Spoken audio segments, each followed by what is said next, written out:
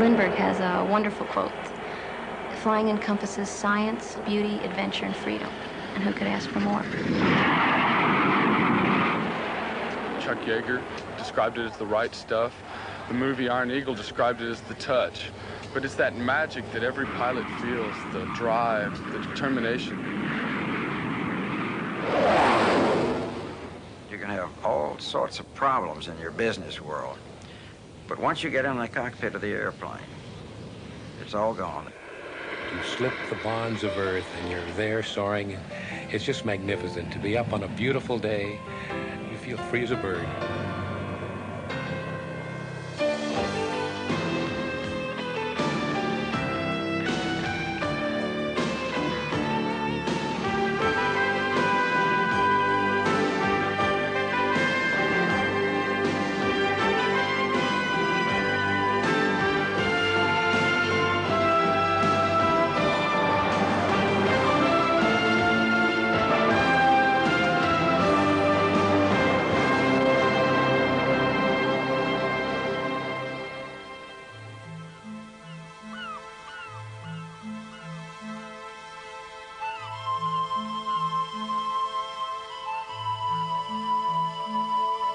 Man has dreamed of flying since he first saw a bird catch the air's currents and soar.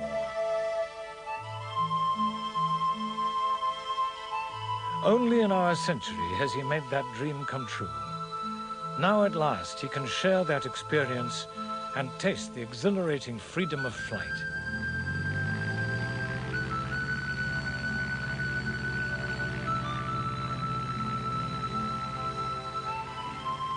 No one has described the feeling better than former test pilot and passionate philosopher of flight, Richard Bach. My first flight, I will never forget that inability to breathe as the ground dropped away, and discovered that I could see the world through the eyes of that seagull who had enchanted me. I could personally not only touch but control that gift of flight.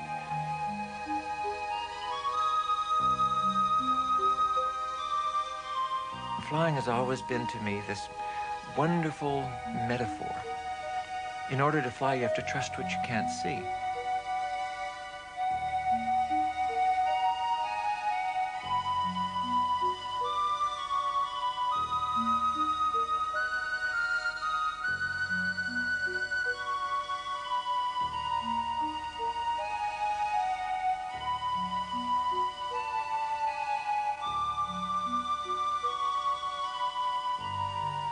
Up on the mountain ridges where very few people have been, I've thought back to what every flyer knows, that there is this special world in which we dwell that is not marked with boundaries. That's not a map. We are not hedged about with walls and desks. So often in an office, the very worst thing that could happen is you could drop your pencil. Out there, there's the reminder that there are a lot worse things that can happen, and there are a lot greater rewards.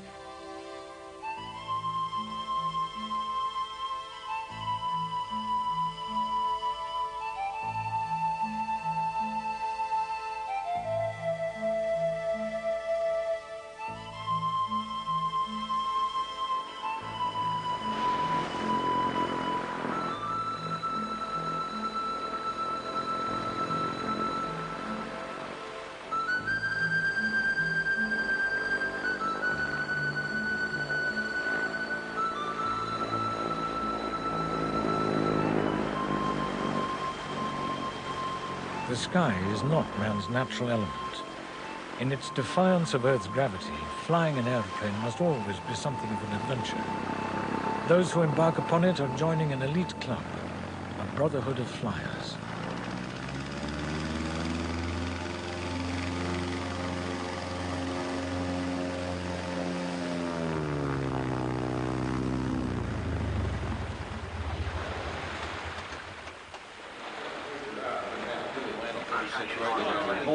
Excellent. Very easy once you follow that Cessna 195, you clear the runway 36 right. 36 right, you clear the land. Right. taxi that long easy down there. We'll get him out of the way. You're behind by at least 3,000 feet. Give me good space all the way in. I need the base leg. Turn and pick you out from your base leg with your tight landing sequence. Okay, yeah. 6-4 miles, stand by just a second. Okay. Black one towing the Voyager. I think I'll cut out last one. It's on the left side. What's your 6.6 Oshkosh ground, Black 1. Black 1, Oshkosh ground. Starting to move with the Voyager. Black 1, okay. All aircraft, off into the grass. A left turn into the grass, please. Into the grass. Watch the Oshkosh, Wisconsin, the private flyer's paradise. 15,000 aircraft fly in to take part in the greatest air show on Earth. And for 1 week each year, it becomes the world's busiest airport.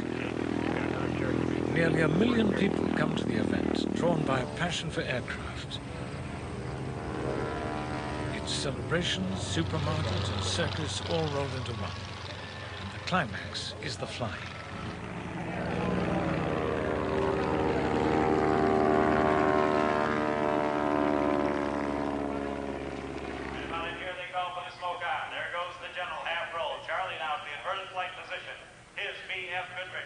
Tires pointing up towards the sky. The wingmen with their tires pointing down towards the runway.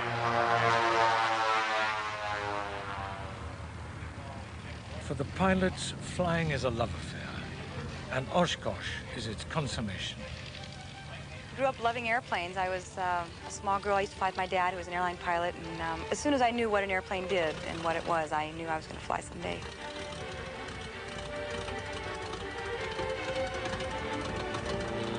You know, it's not so much of flying in front of crowds. I love the people. There's no question about that. But when I'm up there flying, there could be 3 people out here or 30,000, but I'm not thinking about that. I'm up there trying to perfect maneuvers, and being that it's flown to music, it's like a ballet. A lot of pilots will sit over in the tavern or something and talk about flying on the ground, and there's something about it that's so indescribable that they relate it to sex, if you will. But it's a joy that you can't describe. It's the freedom that you feel when you're up there. It's man and machine, or woman and machine, if you're person and machine. And you're controlling that aircraft, making it do what you want it to do. And it's just a joy. It's hard to describe.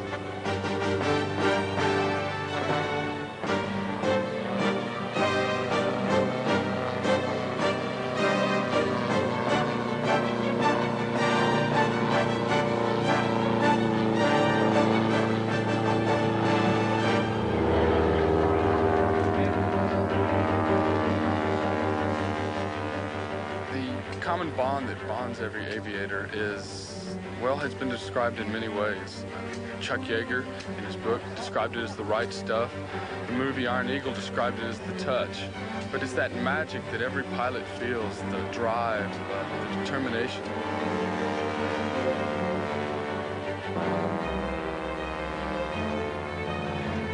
The reason that every pilot flies is because flying is so free. It's so individual.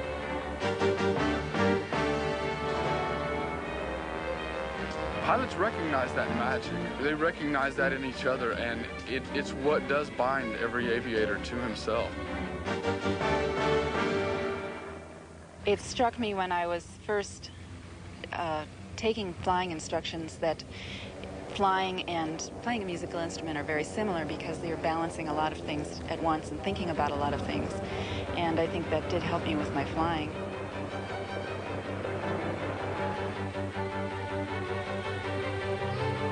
Now, with the smoke on, ladies and gentlemen, from Fort Worth, Texas, Mr. Charlie Hiller. There's a lot of freedom and a sense of power with flying that you can also have with music.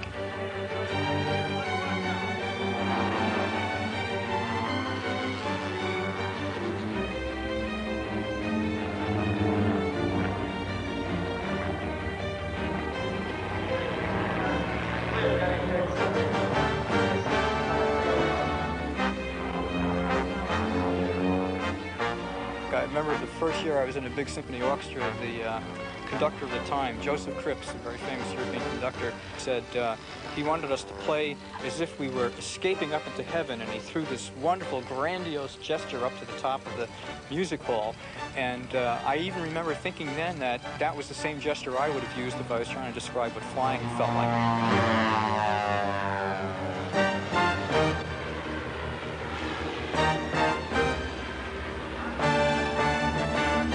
It's really an escape, and I think most pilots, myself included, feel that it's a very spiritual kind of an activity to carry on, because you really are trying to reach into your own spirit and get out there and feel free and feel in control and feel in command, and it's just something wonderful that happens in the pit of the stomach.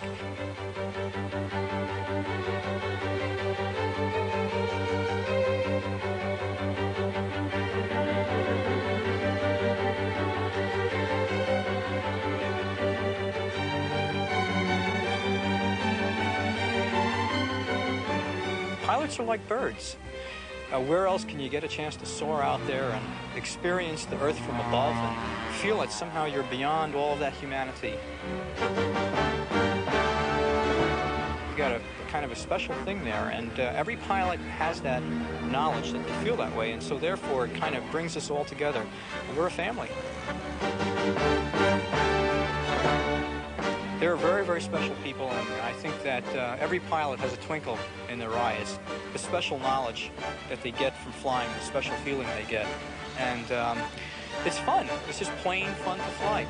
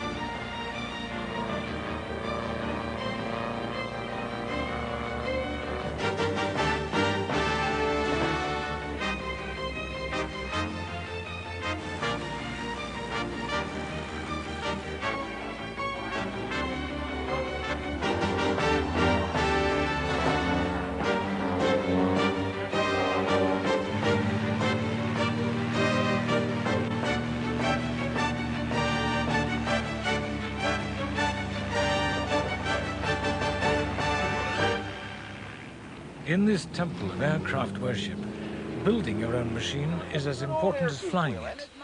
Part of the ritual is the pilgrimage to the Oshkosh fly mart. I tell you the truth, sir, I think it may have come out of a small chicken house. I don't really remember. But for the price for $100, you can't miss.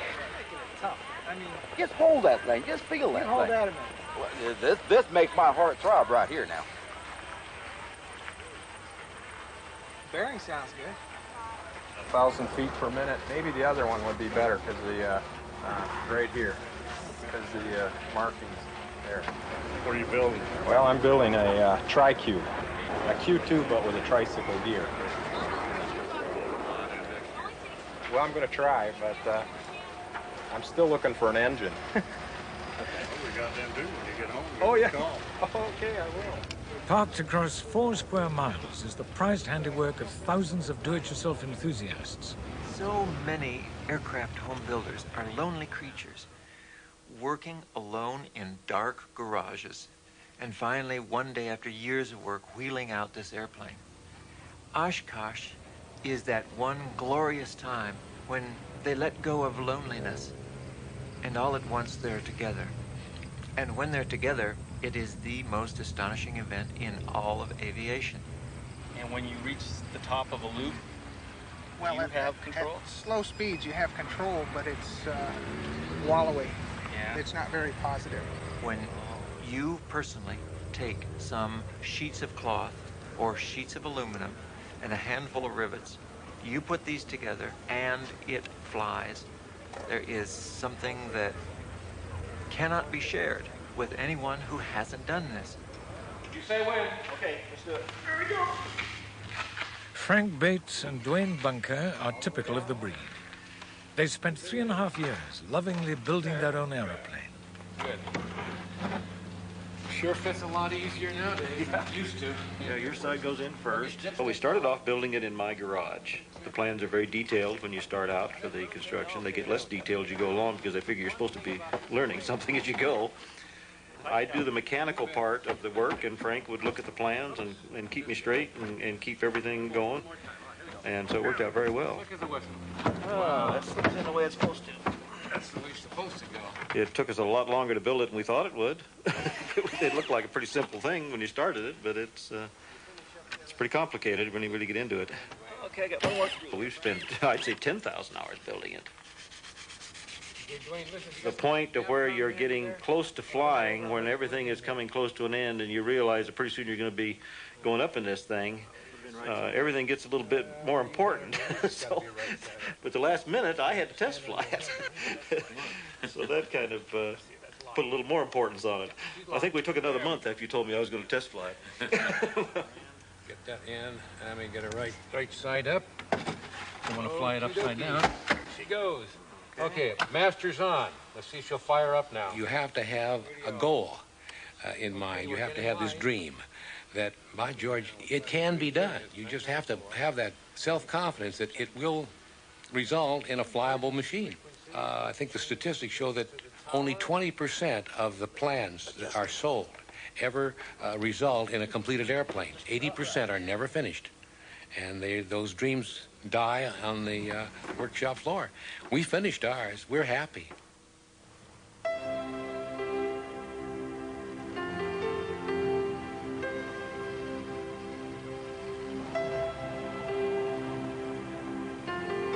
To be able to get out there and construct something that will actually perform like this airplane does is just a magnificent sensation. There's no way to describe it.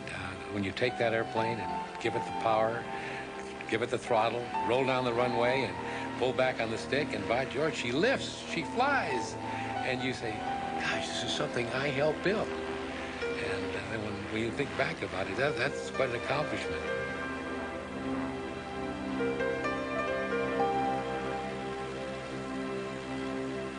Dwayne said it's a chance to show off.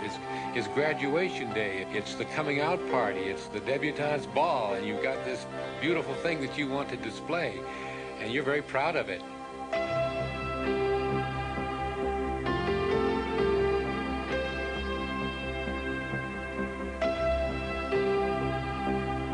To me, it's a therapy. It's a cleansing of your soul. And you get up there and cloud dance, and it's just unfettered. It's a tremendous feeling of freedom. And as I told my wife, it's certainly better than an analyst and far cheaper.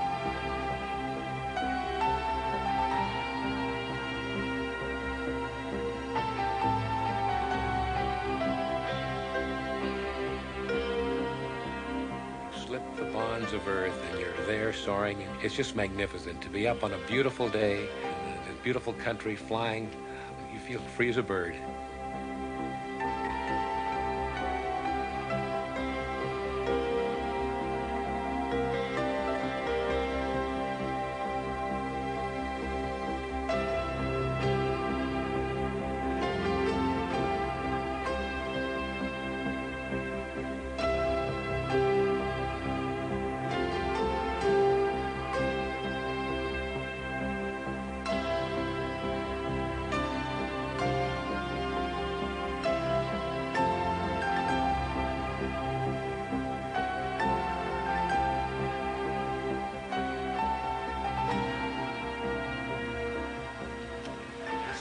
Something we've always dreamed of is coming to Oshkosh to see all these other crazy people. Crazy people they are, too.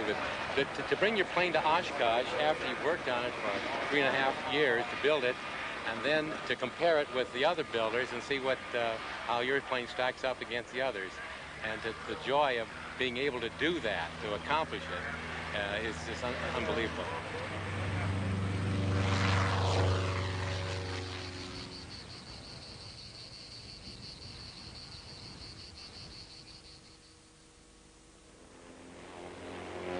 Flying demands special skills.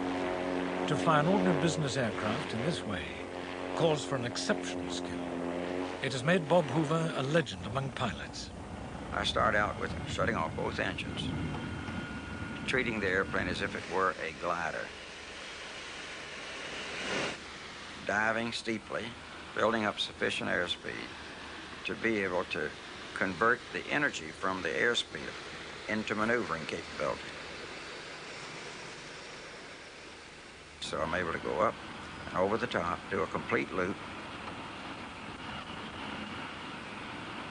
Now converting the altitude to speed, and then a 180-degree turn and land on one wheel and then the other and roll up right in front of the speakers platform.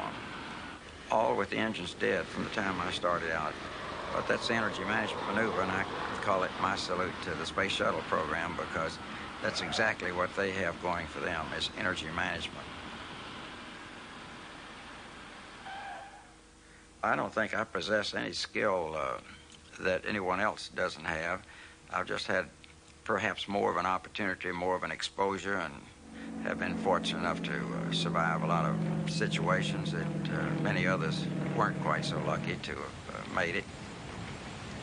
It's not how close you get to the ground, but how precise can you fly the airplane. If you feel so careless with your life that you want to be the world's lowest flying aviator, you might do it for a while, but then there are a great many former friends of mine who are no longer with us simply because they cut their margins too close.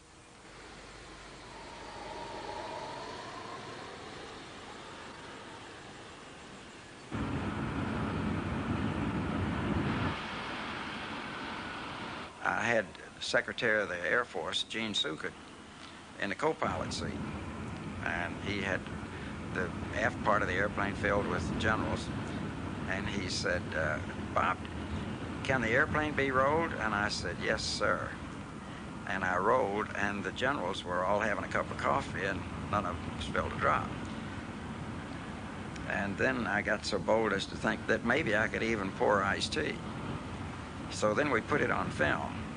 Now, the difficult thing to think about is try to pour backhanded to see it on camera.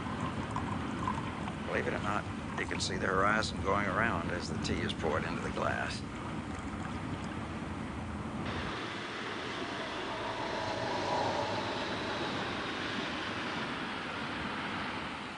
We have to trust what we can't see in so many things, particularly in aviation.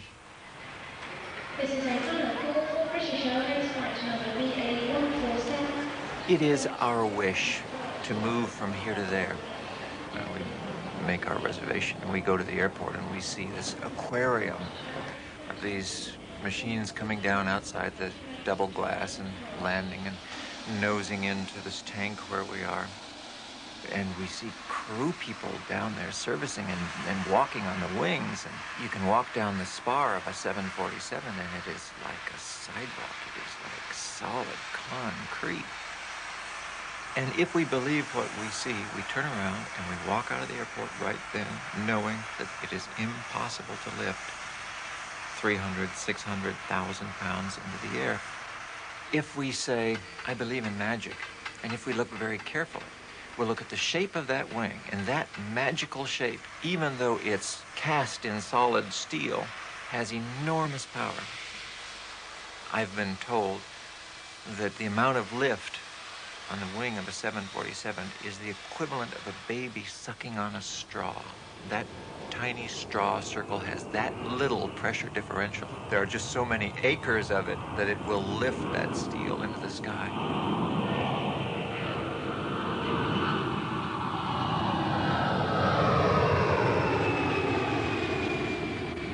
If we choose to fly, nothing will stop us from flight. I remember years ago, I got a letter from Lynn Ripplemeyer, and she was in South Florida, and she was absolutely, totally, completely, concentratedly determined to fly, and nothing was going to stop her. And from her letter was this wave of intense desire, and I knew reading the words. I knew what she didn't know. I knew that she would make it, and that she would be an absolutely astonishing pilot. She is, today I believe, a captain on a 747. I was reading a lot of books by Richard Bach that served as an inspiration in several ways. I wrote to him and told him that I really did want to learn to fly, and he helped out by sending me a check for $100 to start my airplane fund. into which went all my Christmas money and birthday money and anything I could put together. So after about 4 or 5 years, I guess, of flying 6 months out of the year and working as a flight attendant, the rest of the year I had my licenses and was an instructor myself. I think the 747 is the most beautiful airplane I've ever seen, definitely that I've ever flown. Its size is amazing, but what is truly amazing to me is that somebody sat down and even drew a picture, came up with the thought that something that huge could get into the air. After 2 years of flying it, each time I walk up to it, it's still awesome to think that, first of all, I'm going to get in there and be at the controls of it, and then that the thing's actually going to fly. She's my favorite. I like her.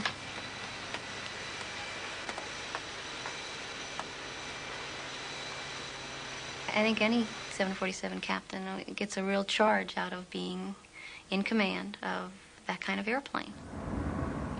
With all that power and feeling the engines rev up, get ready to go, releasing the brakes, feeling that much push behind you, and then the acceleration is a wonderful feeling, especially in that airplane, because it's so smooth, it's so graceful.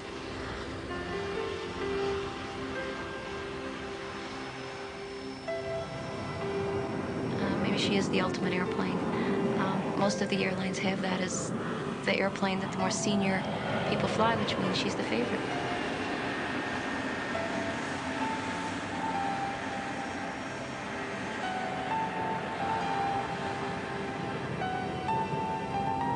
Captaining a 747 with 400 or 500 people behind you is no different than captaining a little Piper Cub all by yourself.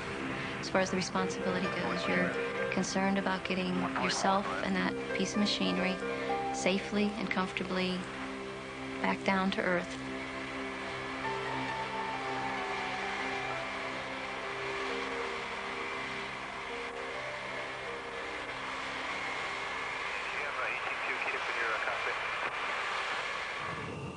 Maybe years ago, with the airplanes as heavy as they were, cable controlled, there was a need for a physically strong person, man, to fly that airplane. But that's 40, 50 years ago. Since the use of hydraulics, and especially 2 and 3 people in the cockpit, that macho-ness is no longer needed. And along with it, maybe that macho attitude of, I'm going to do this by myself. What we have often termed as the right stuff is not what you want in a commercial airplane with a team of people at the controls.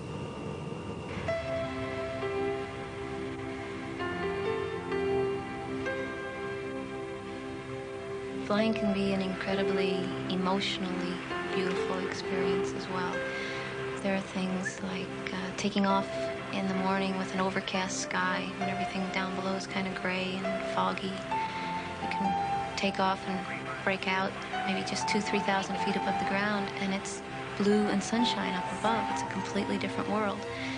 And if you level out at that altitude, it's almost like a high-speed boat going over the waves of the water, but without the pounding. It's just very soft. The clouds give way.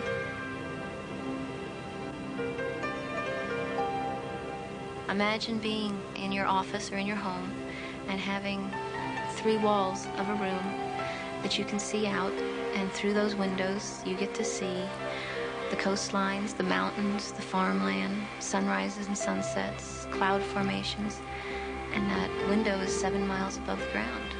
And that's my workplace, that's my office.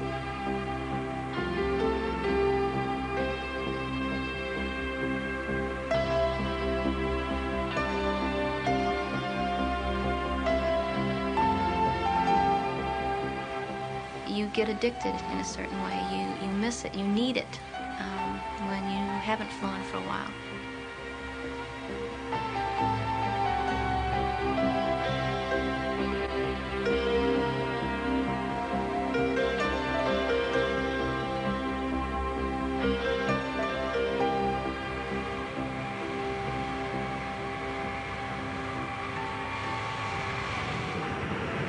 Continental 37 out of 330 now for 240. 124, go ahead. I had the opportunity to take both of my grandfathers up in an airplane and realized that nobody in their generation had ever seen what you can see from an airplane, from getting off the ground. And it was a wonderful gift to be able to give them, the gift of flight. I feel incredibly lucky that I found something that I love doing this much, that I almost need to give something back. Richard Bach has a line in one of his books that those of us who fly have our debts to pay. It's easy to forget, in the comfort of a modern airliner, what it has cost to make flight seem so effortless. Flying still holds many secrets. Here at Edwards Air Force Base, the scientists and pilots of NASA are trying to unlock them.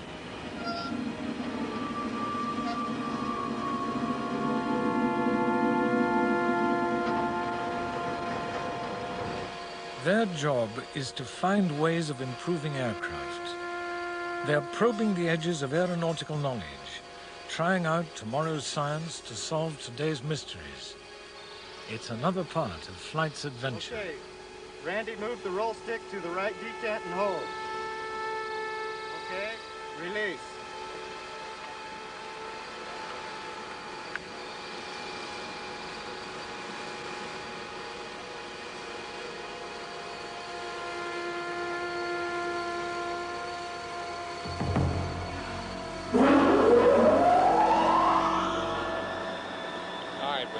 Start your data.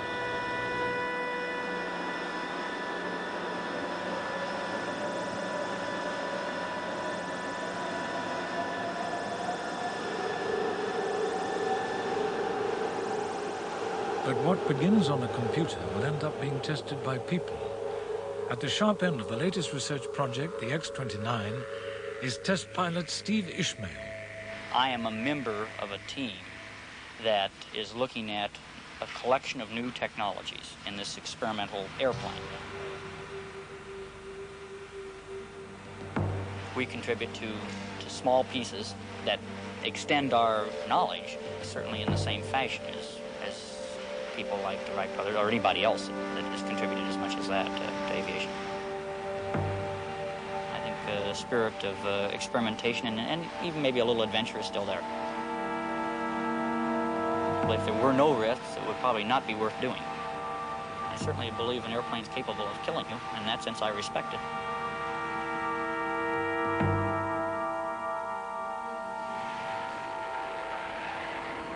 For 40 years, Edwards has seen men and machines pushed to the limits. Progress demands a price, and in flying it's often paid for with the lives of the pilots who test experimental aircraft. When I came here almost 30 years ago, test flying truly was a risky business. And I think right here at Edwards in those days, we probably had one aircraft accident a month. And now if we have one accident a year, it's been a bad year.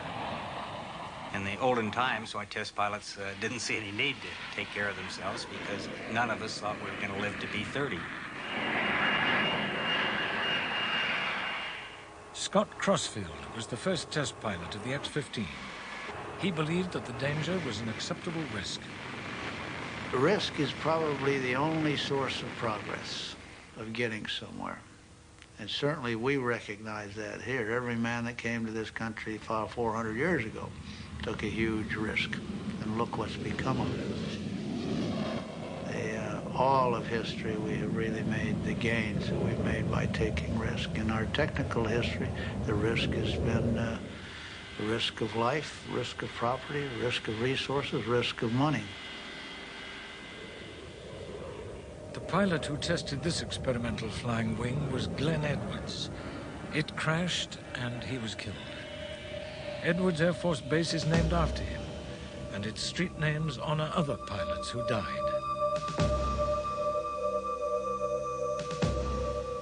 I can look at every street out here and tell you exactly how they got killed. 9 times out of 10, I was watching them. You become very calloused. And we learned in combat that, hey, if you have no control over something, forget it. And that's the way you look at dead people. Just don't get caught, that's all. Don't get yourself in that position where you don't come home.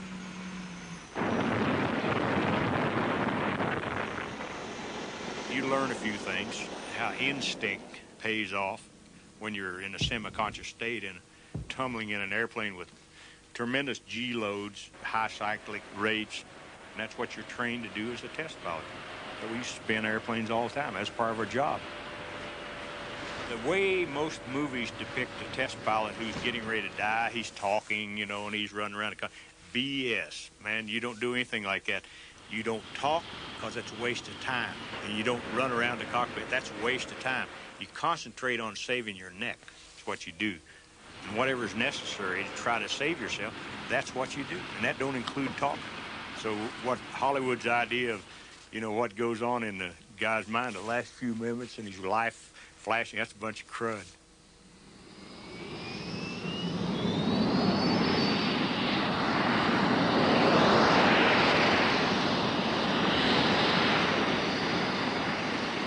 The risks test pilots must take sets them apart from other flyers. The special bond between test pilots is that you kind of have to share your experiences. If you run into something that you think may have killed you, but you got away with it, you sure want to tell the other test pilot about that experience so that he doesn't have to go through the same thing.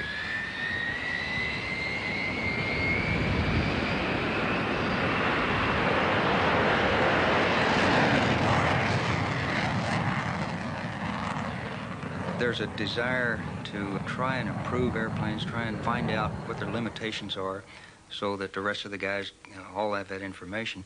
On the other hand, I think there's probably an inner desire to fly the new and the fast and exotic airplanes, and test pilots get to do that first.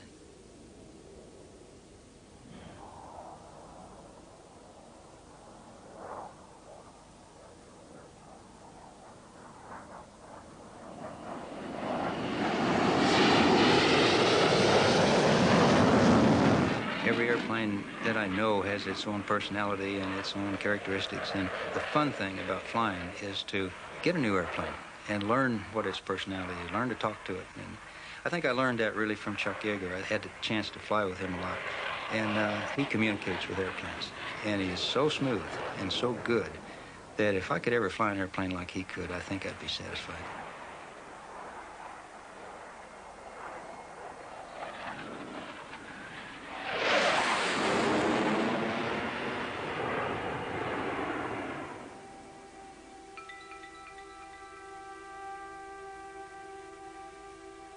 For all its risks, test flying keeps a hold on the pilots who do it.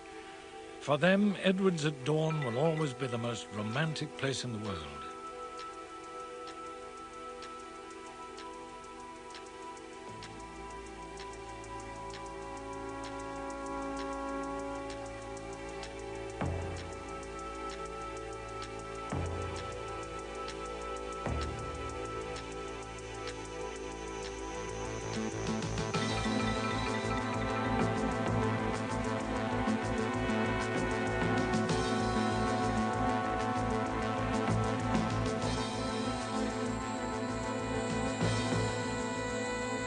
I don't think there's a pilot alive, certainly not a guy that's been in test flying that has been through Edwards that just wouldn't give anything to go back there and have another tour. It really represents the ultimate in a flying environment. The weather is good, the dry lake beds around the area provide you all kinds of emergency landing areas. But just the atmosphere, the air that's there, the motivation of all the people there to really keep poking and probing and finding new things, finding where the limits are on airplanes. And it's an environment that is just ideal for a pilot.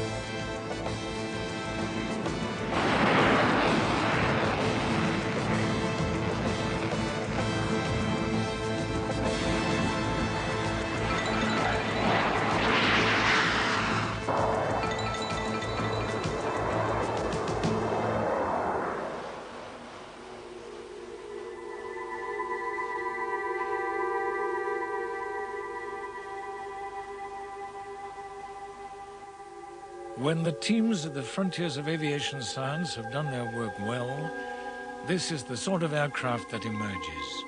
Concorde.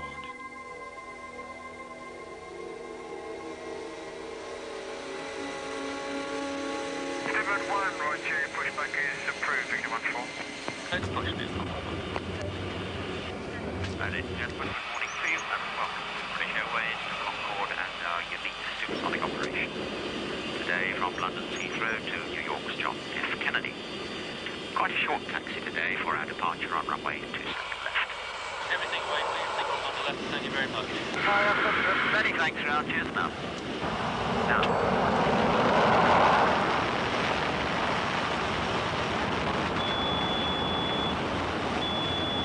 V1.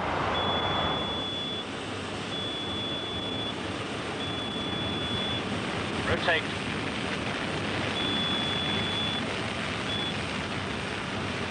V2. Positive climb. Yeah, up. Coming up. The initial rate of climb is about 10,000 feet a minute as you actually lift off. It's a fantastic performance. I mean, you've got 38,000 pounds of thrust out of 4 reheated Olympi engines, taking an aeroplane which is probably down to 120 tons into the air. That's flying.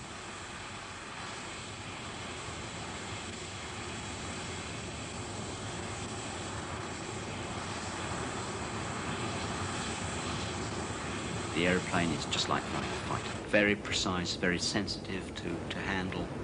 Flies faster than a rifle bullet. It's exciting to sit at 60,000 feet and see the curvature of the Earth.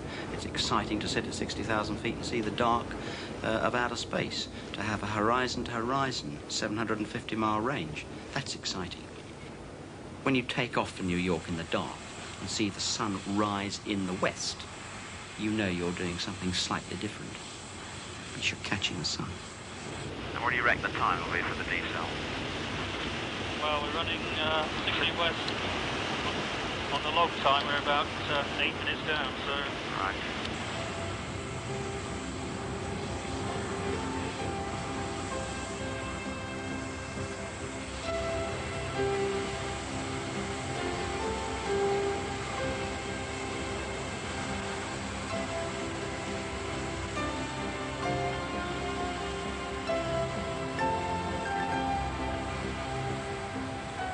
French test pilot Jean Franqui, who sadly is now dead, said, Brian, I'll show you that Concorde can do a complete barrel roll. And I said, come on, you're pulling my leg. He said, no, we'll do it. And so we climbed up to 15,000 feet, 350 knots, 10 degrees of pitch angle, and he did a complete barrel roll in it, just keeping positive G on all the way over. He said, I've been one way, Brian, you better unwind it. So I had to take it back the other way. And that, to me, was one of the most exciting things, because it showed me what Concorde could do.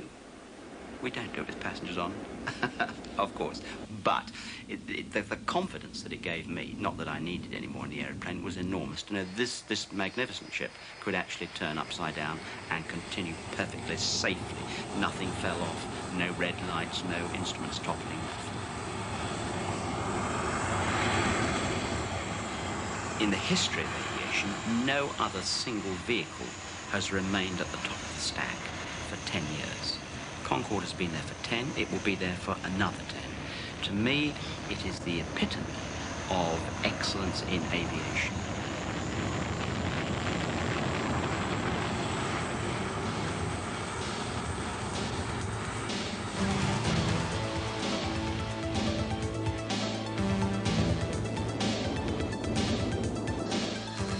This is the adventure of flight in its most potent form, the military display team. The red arrows show what aircraft and pilots in perfect harmony can achieve. But close to the wingtip is the possibility of death, and all around the unforgiving sky. When I was flying in the military, I was aware of air crashes in which there would not be just one hole in the ground, but two. Because we were taught, as wingman, you fly the wing. You do not care whether the world is over your head or beneath you or on its side. You fly that same position on the wing. And wherever your leader goes, you will go. And if the leader flies into the mountain, you're not even aware that the mountain is there.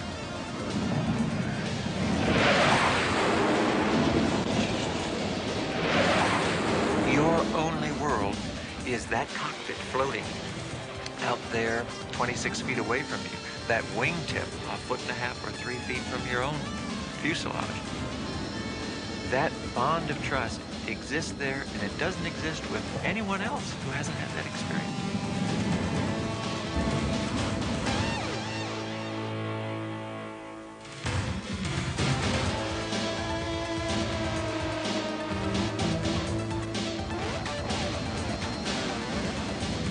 You're saying, I trust you, my life is in your hands, and you are trusting me because you could kill the leader just as swiftly. Simply, it takes a touch on the stick like that, and you're both dead.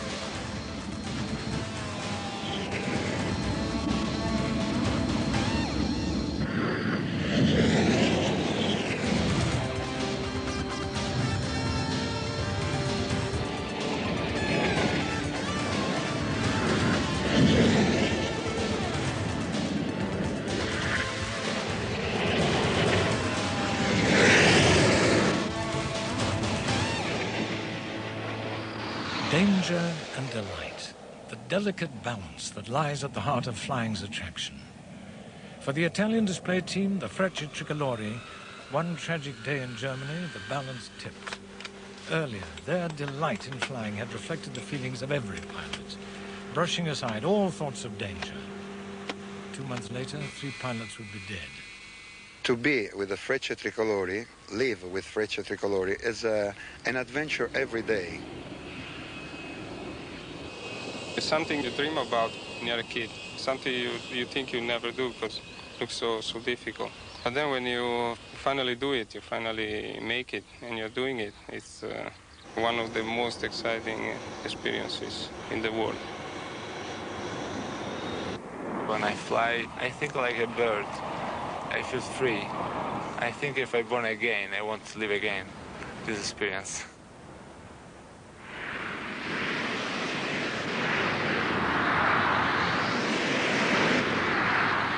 Fighter pilots are trained in a way that they need to do the job, you know, and you have to do it in the best way, always. You can't miss.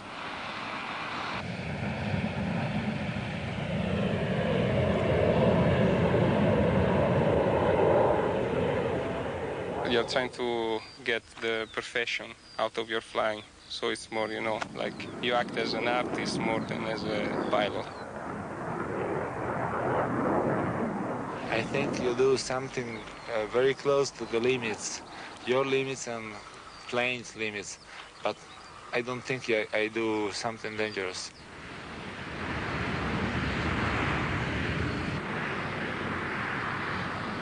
I feel safe. I don't think there is anything that I'm supposed to worry about. I don't know about the other guys. I'm thinking that these things will happen always to someone else, not to me, you know. Every day when I fly, I'm never happy about my job, what I did in the plane. And every day I think I can do better. On the 28th of August, 1988, in Ramstein, West Germany, the precision faltered for a moment and delight turned to disaster.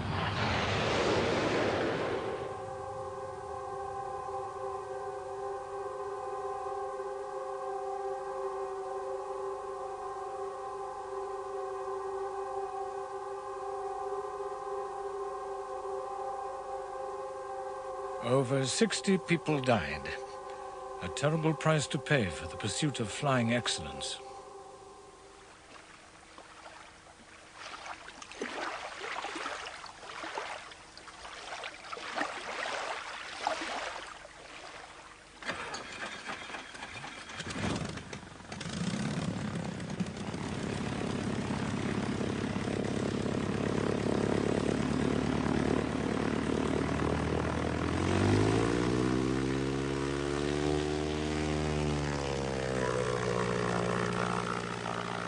All adventures bring risk, but without risk, there is rarely reward. From the earliest times, we have understood that. Icarus, in Greek mythology, flew too close to the sun, and died for his presumption.